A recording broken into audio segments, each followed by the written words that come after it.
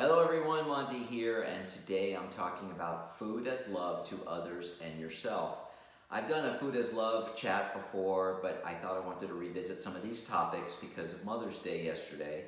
And I think if you watch Mother's Day videos like on TikTok and Facebook and Instagram, it's all centered around food. So we express our love, not just to our loved ones and mom, like we did yesterday with food. I made a huge spread. I know everyone made a huge spread. I saw so many great videos. I saw these two young guys. Their father took the mother out for a walk, and then they put on like little bow ties, and they made dinner, brunch for their mother, and they had a place setting outside on the back porch. It was really cool. So many stories like that. So what we do is we express our love through food. Unfortunately, for most of us, we also associate food as love, like comfort food. We talk about comfort food.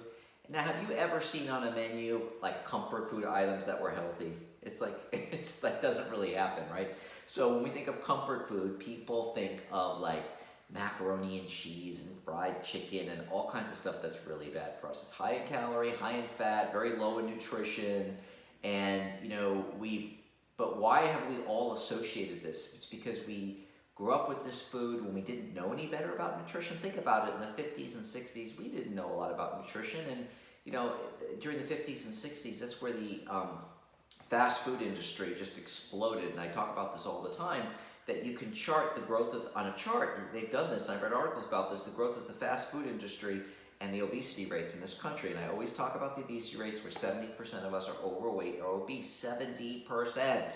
And it's so out of whack. I mean, the world's getting better and better, but there are still places in the country, like in Europe, and I use Switzerland as an example because I went there twice last year, where the obesity rate is 17%, 17, US 70%. So what we need to do is we need to start showing our love with healthy food to other people and ourselves. So for me, I cook for my mother all the time, and my mother, believe it or not, she used to be a nurse. She was into yoga years ago before anybody was. But she likes her sugary food. She likes her fried food. She's not a very healthy eater. And when I talked to her a couple of weeks ago, I said to her, a couple of months ago, before I started bringing her food all the time during the pandemic, I said, Mom, how often do you eat fruits and vegetables? How many times a week? How many servings? You're supposed to get 6 to 10 a day. She said, well, maybe 4 or 5 a week. She was eating a lot of bread, a lot of pasta, a lot of a lot of ice cream. She loves ice cream, not a lot of whole foods. And I also talked about, if you watch a lot of these doctors and protecting yourself from corona, they're saying on the news that you've got to eat very well, high nutrition to keep your immune system strong to help you protect from corona.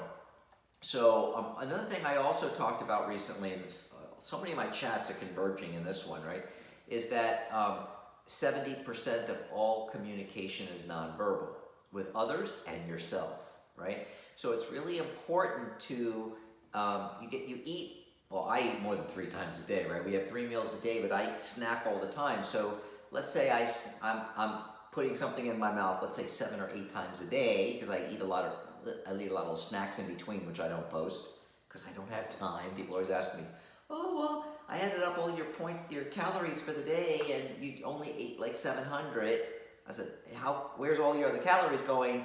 And I explained that I have a lot of snacks, but I can't post them all because I wouldn't have time to do any work. So, but let's say I eat 6 or 7 times a day. That's 6 or 7 times a day I can implant positive messages or negative messages. And I think we all do this. Our family growing up would express our love by making, that food that became our favorite. Like, I know a lot of people I talk to, their mom's macaroni and cheese or their fried chicken. It's always unhealthy food. I never heard anybody say, oh yeah, my comfort go-to food is broccoli and lean chicken. It never happens, right? But for me, it is, right? So and I always talk about it takes 21 days to form a habit, and you're in the habit of that being comfort food, and you can change that and change your comfort food or your go-to food that you crave, right? You crave food because it's what you came accustomed to. I also talk about how probably the first time you had a cup of coffee or alcohol, you thought it was disgusting, but you liked the effect. You liked the energy you got from the coffee, and you liked the buzz you got from the alcohol, so you acquired a taste for it. It's the same thing with healthy food. And let's talk about food as love with your family. Like, my mother loves my healthy food. I made such a spread yesterday. You can go look at the video.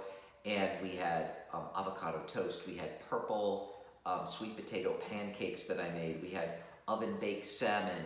We had 2 different kinds of frittatas, which was just eggs and vegetables, and seasoning in it. I had seafood. I had shrimp in one. I had scallops in another. Everything was healthy. Nothing was unhealthy. And that's how I express my love. But I express my love with healthy food. And even though I know my mother and Marva, my mother's best friend who came for Mother's Day, they love their sweets. They go out and they have cake. I just couldn't bring myself to buy them a cake, even though it was Mother's Day. But what I did is I got chocolate dipped strawberries, which, believe it or not, I even ate 2 of them. They were very big chocolate dipped strawberries. I never eat sugar, but I figured, it's my one time a year I'm going to eat it. And they were delicious. They were organic from Whole Foods. They were absolutely delicious. And I expressed my love for the both of them with healthy, whole, natural foods. And just that little bit of chocolate wasn't going to kill anybody on those chocolate-dipped strawberries. But, and they both said to me when they left, the best Mother's Day ever. And it was all with whole, natural foods. And they both love my cooking. I cook for them, every once in a while. And we did a cooking about 3 weeks ago. They came to my house for brunch, and Marva's husband was in town. He went back to Michigan. They have a summer home in Michigan. And, I showed them how I make my fruit salad, how I made my frittatas, how to make the avocado toast. So we did a cooking class, and I always talk about that too. Another way of expressing your love with food is to make it kind of a bonding session with your loved ones. It could be with your significant other. It could be with your kids. I talked about, I'm going to start making my 2-ingredient dough to make 2-ingredient pizza and bagels, although the way I make it, it's 3 ingredients because I have to add some baking powder. But I'll show you how to make that soon. And when I talked about this years ago, about 3.5, 4 years ago, when I started posting on Weight Watchers Connect, I said, use this time to prep food or to make these bagels or make these pizzas with your kids and new ways to bond. All these people started posting pictures and tagging me in them so I could see them of, having the whole neighborhood of kids over, making the pizzas or the bagels, or this mom was making a frittata and she sent me a message, she said, I couldn't even get my teenagers to talk to me. And then all of a sudden now he wants to make frittatas, he wants to make pizza with me, and he was sitting there next to a frittata like this, and he was like, he thought it was, this kid who thinks he was so cool was really into now cooking with his mom. And I saw pictures of this 2-year-old with like squash all over her face, and she was holding a piece of squash. Her mother made roasted squash with her, and there were many, many pictures of mothers with their kids and the kids' friends making the pizzas and the bagels. So it's a way you can bond with your kids and show your love and do a new way of, interacting with them. But what a better way to show your love to your kids, to teach them healthy habits, teach them how to cook. How many kids go to college? They don't even know how to use the laundry, do laundry, or they don't. I went to college. I knew how to do laundry. Most of my friends didn't, and none of them knew how to cook. Now I taught myself to cook because my mother never taught me. But you're going to teach them how to cook and healthy habits, how to cook, so they can have a healthy lifestyle and avoid all that disease, that comes with eating unhealthy. So again, we have this pandemic.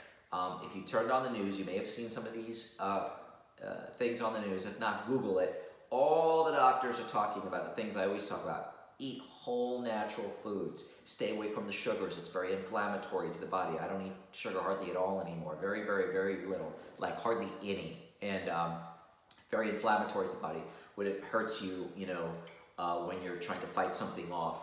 And all those phytonutrients in the whole natural foods. Because when we, fry foods, we kill all the nutrients. Even if you're frying something that's healthy, once you fry it, you're killing all the nutrients. And the phytonutrients in the food is what protects us from all the pathogens, all the bad things in our environment that cause disease.